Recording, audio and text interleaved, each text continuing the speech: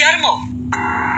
Bangunan yang berlokasi di Jalan Puncak Permai 3, Tanjung Sari, Sukomanunggal ini dikenal menjadi salah satu tempat yang paling angker di kota Surabaya.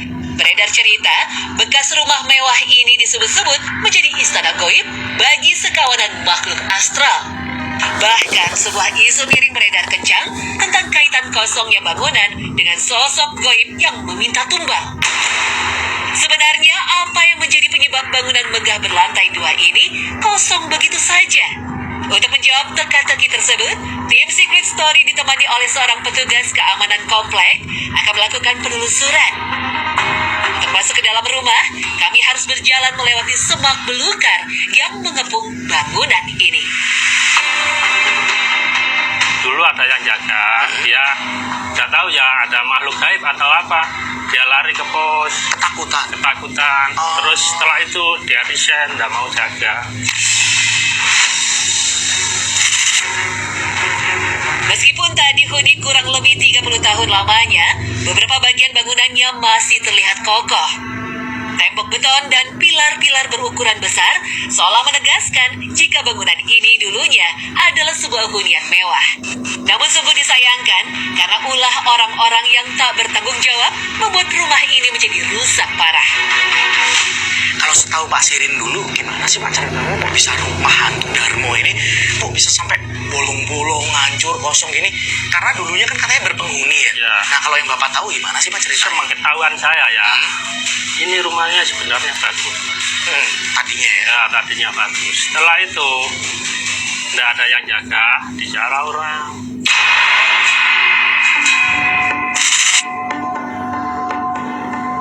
Setelah rumah ditinggalkan, seorang penjaga sebenarnya ditugaskan untuk mengawasi kondisi rumah. Namun entah apa yang terjadi, tak lama setelah tinggal di rumah ini, penjaga tersebut memilih pergi begitu saja. Dari cerita yang beredar, penjaga tersebut kerap mendapat gangguan dari sosok hantu perempuan berwajah menyeramkan. Hingga akhirnya, rumah ini pun benar-benar kosong dan terbengkalai hingga sekarang. Ada yang jaga ketakutan, dia itu diganggu, katanya sosok makhluk gaib. Wujudnya apa? Katanya perempuan. Ya. Dan sering munculnya di area ini ya? Ya. Dan itu dia berkali-kali berarti diganggu? Berkali-kali, terus setelah itu sekuritanya ikut takut. Nggak satu kali, berkali-kali. Makanya dia takut, minta bantuan kepada security sebelah di luar. Ya.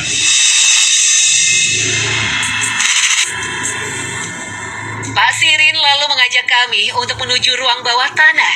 Tempat ini disebut-sebut menjadi titik paling angker rumah hantu Darmo. Tak terhitung banyaknya rumor miring tentang penemuan benda aneh yang identik dengan ritual goib. Ini kan ruang bawah tanah. Ya, ini ruang bawah tanah. Kenapa ada satu ruang kecil ini loh? Ini kan kecil lah. Kalau menurut Pak Sirin ini bekas ruang apa dulunya Pak? Dulu saya masuk pertama ke sini ya gini, tapi ya nggak tahu buat apa, nggak tahu. Oh, kondisinya pas itu udah waktu saya lihat kok ada sesaji, kok ada banyak sekali ya dupa dan lain-lain lah gitu Mas. Entah buat apa nggak tahu saya.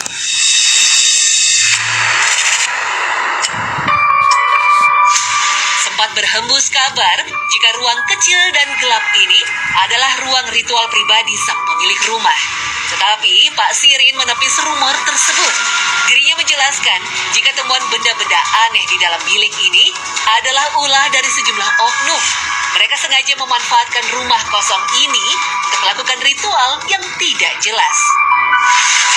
Rame-ramenya togel itu banyak orang ke sini.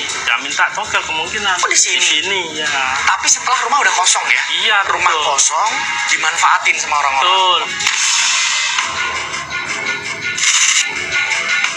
Di area lantai 2, kami mendapati tembok rumah sudah penuh dengan coretan, ulah dari orang yang tak bertanggung jawab. Melewati anak tangga yang sebagian tertutup tanaman liar, tampak bekas pintu dan jendela berukuran cukup tinggi, ciri khas bangunan bergaya Eropa. Pak Sirin lalu menghentikan langkah tepat di area balkon. Di tempat inilah yang juga diyakini menjadi area wingit di dalam rumah Darmo ini. Banyak sekali ceritanya gitu, banyak sekali. Setelah teman saya melihat ada perempuan, sesosok perempuan ya, rambut panjang, yang katanya mukanya jelek, terus dia melambai-lambai, semua ketakutan. Melambai-lambai gitu ke arah mana, Pak? Di pos itu, di depan sana. Nah, makanya itu penjaganya takut karena beberapa kali. Betul, yang melambai-lambai.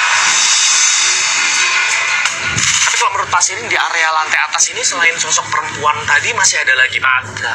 Apa, Pak, biasanya yang dapat? Anak kecil. Sosok anak kecil? Ya. Itu posisinya gimana waktu itu? Ceritanya orang yang waktu itu ngelihat. Dia itu lari-lari seperti gimana gitulah. Berlarian di area sini ya. Tapi orang melihatnya juga dari luar ya. Ya. Oh, dari luar itu kelihatan ya. Berarti lebih dari satu ya anak kecilnya. Betul, banyak. Amja, petugas keamanan yang berada di pos jaga seberang rumah, mengamini kesaksian Pak Sirin. Dia mengaku kerap melihat penampakan makhluk astral dengan berbagai wujud yang menyeramkan. Pada waktu itu mimpi ada seorang anak kecil datang ke pos saya. Nah, telanjang, pakai celana sepak aja. Nah, terus dia berangkat pulang lagi. Nah, terus datang ular, kobra. Ya, sekitar segede gini lah, hitam. Nah, ular kobra pergi. Nah, datang itu ada makhluk. Atasnya manusia, bawahnya ular. Ada juga orang yang minum-minum situ, cerita mas saya. Ada seorang nenek-nenek bawa tongkat begini. Rambutnya segini, orang udah tua, rambutnya putih. Dia cerita pada saya. Ketenaran rumah hantu Darmo tak hanya terdengar di area Surabaya. Nyaris semua orang mengenal tempat ini sebagai ikon mistis kota Surabaya. Tetapi yang menjadi pertanyaan, siapakah sebenarnya sang pemilik rumah mewah ini? Benarkah rumor tentang kejadian tragis yang menimpa penghuni rumah benar adanya? Henry selaku ketua RW mencoba meluruskan isu tersebut. Waktu itu jadi satu keluarga. Mereka suami, istri, anak-anaknya ke Bali, berlibur ke Bali. Mereka berenang ke pantai, kebetulan di Kuta ya, di Kuta waktu itu. Kemudian si ibunya ini, istrinya ini ke bawah arus sehingga kejadian di situ meninggal dibawa pulang ke Surabaya ke rumah sini lagi. Setelah itu karena ceritanya ya mungkin suami istri ini ya istrinya meninggal sehingga yang laki keluar dari rumah itu. Terus sampai sekarang ini kosong terus. Saya sendiri heran sendiri kenapa orang-orang bisa omongan dari luar itu katanya di sini tempat ada pembunuhan dan lain sebagainya ada ya. Tapi nggak ada. Orang dibunuh di rumah ini pun nggak ada. Henry juga secara tegas membantah segala rumor miring terkait kepemilikan rumah kosong ini. Dirinya menyebut jika rumah ini masih ada pemiliknya meskipun sudah terbengkalai cukup lama. Ada yang ngaku-ngaku banyak.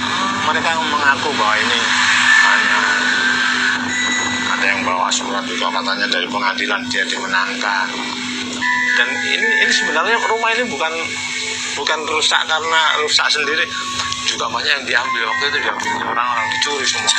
Pintu dijarah ya, pintu-pintu dilepas, bahkan lantai dapur segala macam keramik semua diambil itu ya, nggak tahu pemulung atau rombeng itu ya istilahnya ya. Meski begitu, Henry tak menyangkal jika rumah ini memang penuh dengan kejadian di luar nalar. Menurutnya adalah suatu kewajaran jika bangunan yang mangkrak akan dihuni oleh makhluk goib. Jadi posisi gelap seperti ini kalau malam pohonnya gede, sehingga ya terus ya sudah nggak utuh lagi kan rumahnya kondisinya. Sejatinya, rumah adalah sebuah karya manusia dan untuk tempat tinggal manusia pula. Demikian juga dengan rumah hantu Darmo. Bisa jadi, makhluk goib semakin senang dengan julukan pada rumah tersebut. Karena dari ketakutan manusia, jin akan bertambah besar pengaruhnya. Mungkin sudah saatnya kita mengubah julukan rumah ini.